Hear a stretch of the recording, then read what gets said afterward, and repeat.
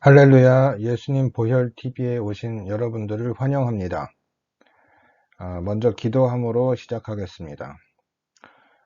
살아계신 예수님, 지옥에서 영원한 형벌을 받을 수밖에 없었던 우리를 2000년 전 십자가에서 흘리신 예수님의 피로 구원해 주시고 영생을 주심에 감사드립니다. 교회의 문이 닫혀진 이 상황, 이 일은 바이러스 때문이 아니라 우리 죄악으로 말미암아 하나님께서 허락하신 일임을 믿습니다. 예수님의 재림 직전에 일어나야 하는 일들 중에 하나로 알고, 지금 이 시대에 마지막 때 예수님이 재림을 앞둔 시대에 주님 원하시는 거룩한 성도, 거룩한 신부의 믿음으로 변화되게 하여 주시옵소서. 예수님의 피를 저와 이 영상을 듣고 보는 모든 분들에게 뿌려주시고, 덮어주시고, 하나님의 메시지를 듣게 하여 주시옵소서. 감사드리며 예수 그리스도의 이름으로 기도드렸습니다. 아멘.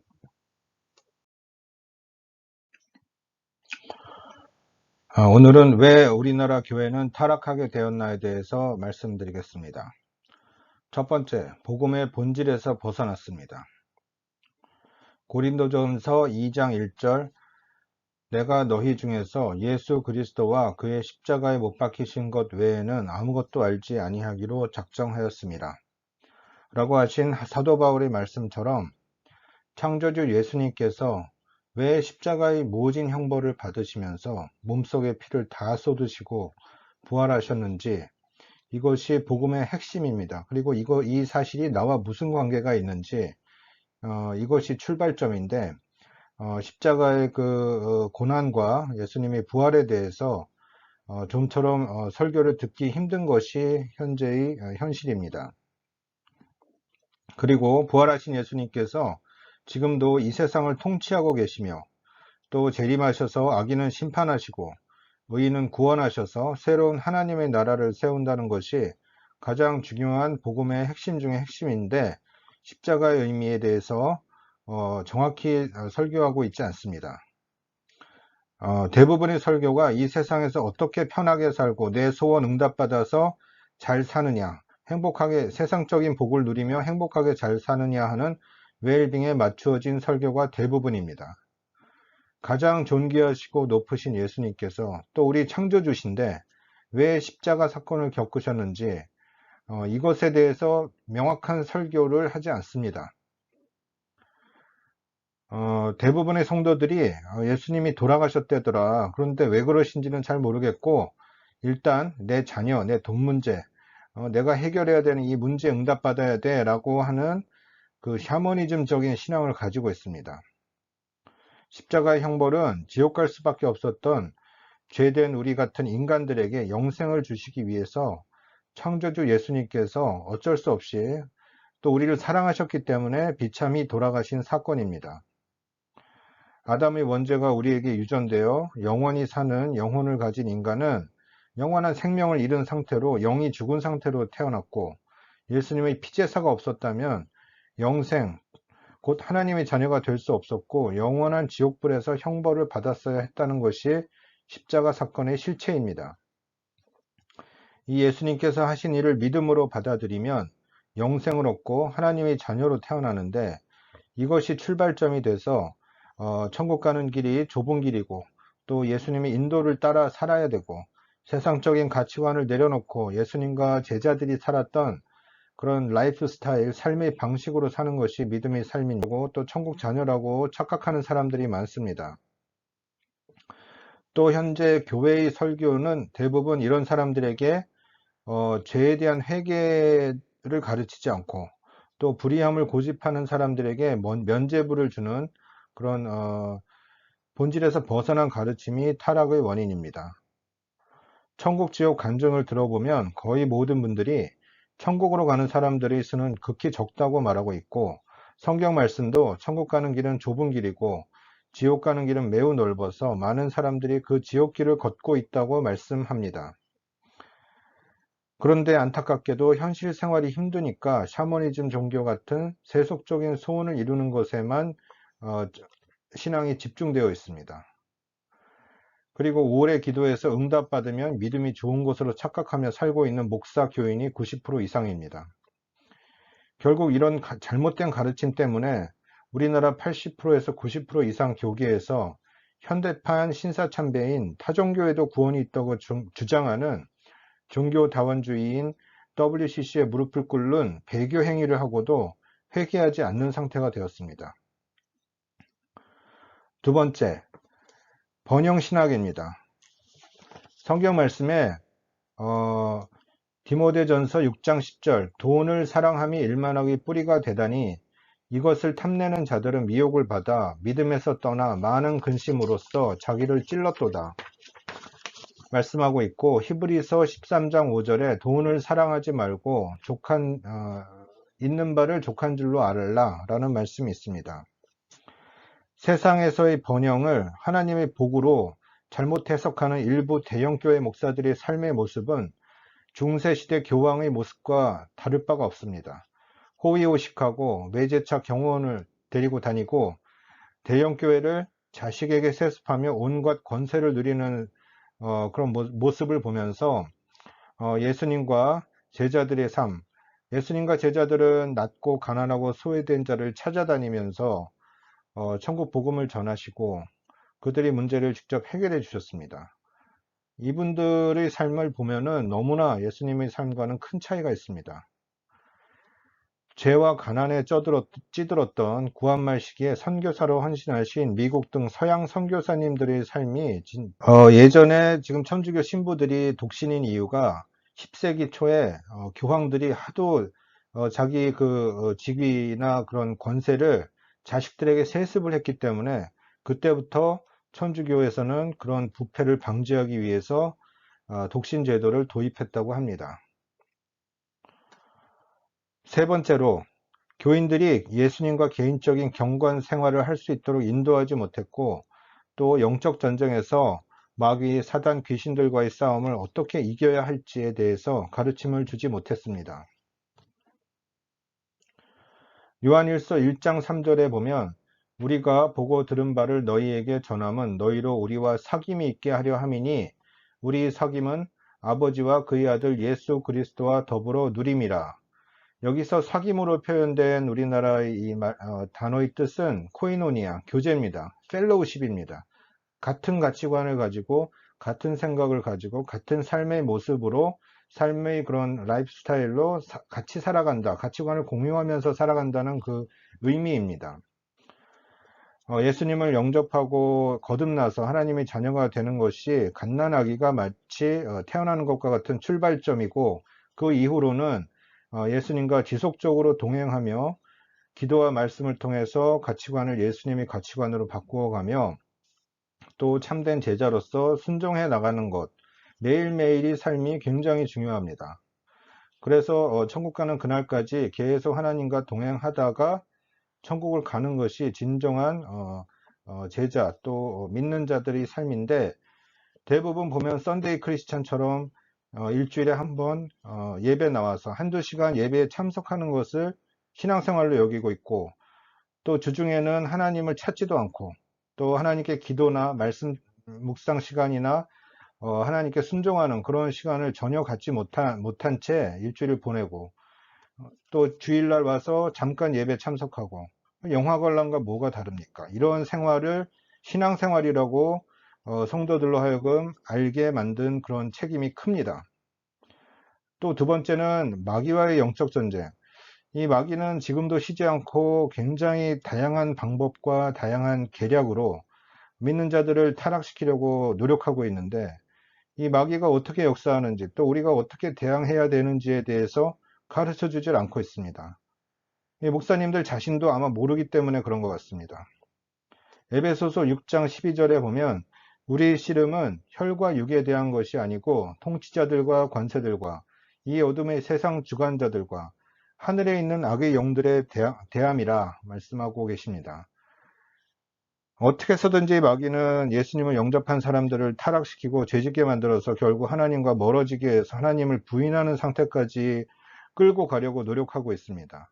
그렇기 때문에 예수님을 진정으로 영접한 사람이라도 신앙생활을 게을리하거나 죄를 자꾸 짓고 자기가 짓는 죄가 정당하다고 하고 돌이키지 않고 불의한 가운데 살면은 마귀의 종이 다시 되어서 하나님을 부인해서 얼마든지 타락할 수가 있습니다.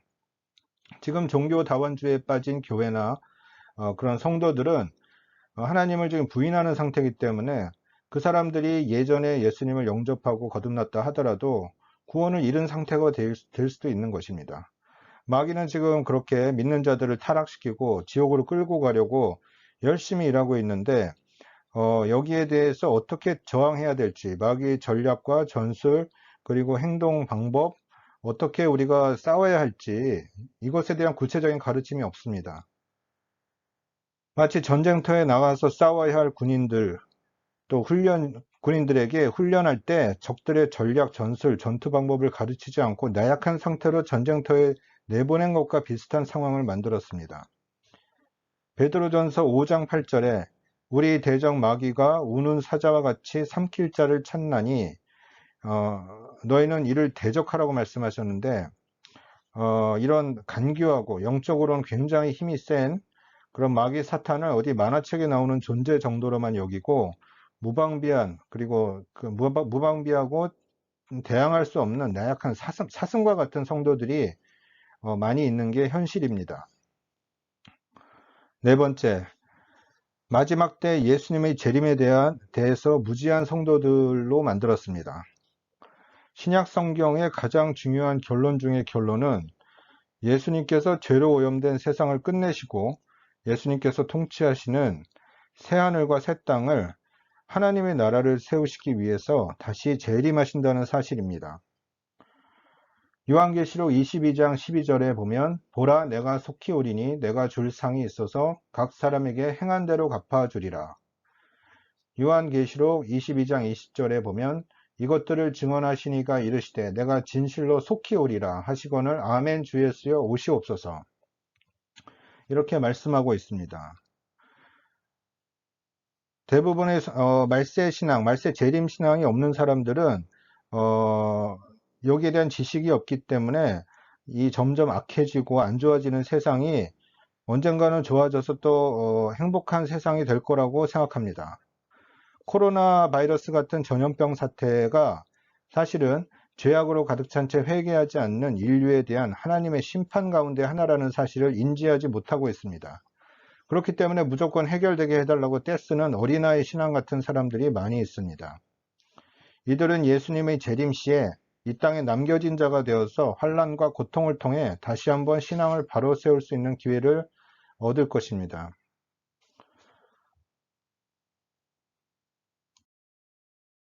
예나 지금이나 시대의 흐름을 읽는 것이 굉장히 중요합니다. 하나님께서는 우리가 사는 시대에만 역사하셨던 것이 아니라 6천년 전부터 6천년간의 인간 역사가 쭉 진행되면서 시간대별로 어떤 특별한 일을 행하시고 인간의 역사 속에 개입을 하셨었습니다. 대표적인 예가 2000년 전에 인간의 육체를 입고 예수님께서 오셔서 십자가의 피제사를 드리시고 부활하신 그 사건도 하나님의 정확한 시간표에 따라서 이루어졌습니다. 지금 이 시간대는 하나님께서 이제는 재림하셔서 이 세상의 악들을 다 정리하시고 새로운 하나님이 통치하시는 그 나라를, 하나님의 진정한 나라를 세우려고 하시는 그런 막바지에 있는 그런 시간대입니다. 예레미야 33장 1절에서 3절에 보면은 너는 내게 부르짖으라 내가 내게 응답하겠고 내가 알지 못하는 크고 비밀한 일을 내게 보이리라 말씀하신 것이 나옵니다.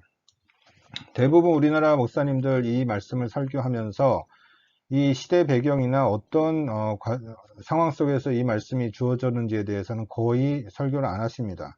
제 개인적인 체험으로는 10명 중에 한 분 정도의 목사님만 이 배경에 대해서 설명했던 것으로 기억을 합니다. 예레미야가 보았던 크고 비밀한 일은 자기가 원한 간절한 그런 소원의 응답이 아니라 하나님의 뜻, 하나님의 나라에 대한 응답이었습니다.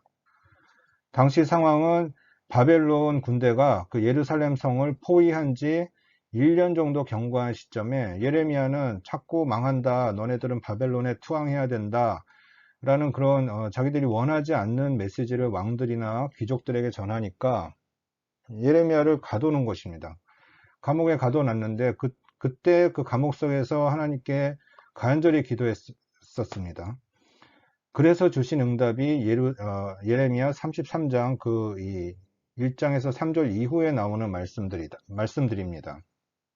너희가 바벨론에게 둘러싸여 있지. 거짓 선지자들은 우리나라가 선민이니까 절대 안 망하고 바벨론을 이길 거다, 전쟁에서 이긴다고 하지만 예루살렘은 무너지고 너희 나라는 망할 것이다. 백성들은 바벨론의 포로로 끌려갈 것이다. 왜냐하면 너희들이 죄악이 심판 수준에 도달했고 내가 너희들에게 여러 차례 선지자를 통해 경고했지만 회개하지 않았기 때문이다. 그러나 내가 다윗과 한 영원한 언약이 있기 때문에 일정 기간 70년 뒤에 포로 생활에서 돌아왔습니다. 일정 기간 지나면 다시 나라를 세울 것이고 결국 하나님의 나라를 세울 것이다 라는 의미였습니다. 지금 우리나라는 또 전 세계의 모습은 바로 멸망 직전의 예루살렘 모습입니다. 우리나라 교회가 타락했듯 전 세계 교회도 타락하여 종교 다원주의, 동성애, 낙태, 살인, 물질 우상에 빠져서 돌이키지 않고 회개하지 않는 상태가 되었습니다. 오히려 이런 악을 선하다고 주장하고 죄악에서 돌이키라고 하는 그런 의인들을 핍박하고 감옥에 가두는 시대가 되었습니다. 이제 하나님께서 심판하셔서 이 죄로 물든 세상을 정리하고 새롭게 예수님께서 공의와 사랑으로 통치하시는 세상을 시작하실 때가 되었습니다. 세상이 죄악으로 물들고 타락해도 엘리야 시대에 하나님을 경외하는 7,000명의 남은 자 성도들을 남겨놓으셨던 것처럼 지금도 사랑과 공의의 하나님께서는 남은 자들을 통해서 일하십니다. 지금 이 세상을 보면 정치, 경제, 사회 등 인간의 바벨론 문명이 무너져 가고 있는 모습이 보입니다. 계시록 18장에 보면 큰 성 바벨론이여 무너졌도다 무너졌도다 라고 말씀하고 있습니다. 곧 예수님께서 재림하셔서 악인은 심판하시고 의인들은 영생의 부활로 갚으실 날이 심히 가깝습니다. 저와 여러분은 이 마지막 시점에 맡겨진 사명을 완수하며 예수님 재림하실 때에 들림받는 기름을 넉넉히 준비한 마태복음 25장 슬기로운 5 처녀가 되기를 기도합니다. 감사합니다. 마지막으로 영상에 기록한 말씀을 읽으며 마치겠습니다. 누가복음 21장 33절 천지는 없어지겠으나 내 말은 없어지지 아니하리라. 여기서 천지는 인간이 세운 모든 문명의 총합입니다. 인간의 문명은 발달하면 발달할수록 지식이 많아지고 과학이 발전하면 발전할수록 하나님을 대적하고 인간의 지식을 우상으로 삼는 그런 패역한 일들을 하고 있습니다. 현재 나타나고 있는 이런 모든 악들은 인류 문명의 총결산인데 여지없이 하나님을 대적하고 하나님을 몰아내려고 하고 있습니다. 그렇기 때문에 하나님께서 없애시는 것입니다. 누가복음 21장 36절 이러므로 너희는 장차 올 이 모든 일을 능히 피하고 인자 앞에 서도록 항상 기도하며 깨어있으라 하시니라. 마태복음 24장 또 요한계시록 6장 이후에 나오는 모든 일들 하나님께서 심판하실 때 어떻게 심판하실 거라는 자세한 그런 내용들이 기록이 되어 있습니다. 이러한 심판은 악인을 위한 그런 심판이지 하나님을 잘 믿고 노아처럼 하나님을 경외했던 그런 사람에 대한 심판은 아닙니다. 노아나 에녹 같은 그런 신앙의 사람들, 의인들은 하나님께서 이 심판에서 건지시고 천국으로 피신시킨 후에 그 다음에 이 악한 세상에 대한 심판을 행하십니다. 그렇기 때문에 인자 앞에 서도록 항상 기도하며 깨어있으라. 이 모든 일을 피하게 깨어있으라 라고 경고하고 말씀하고 계시는 것입니다.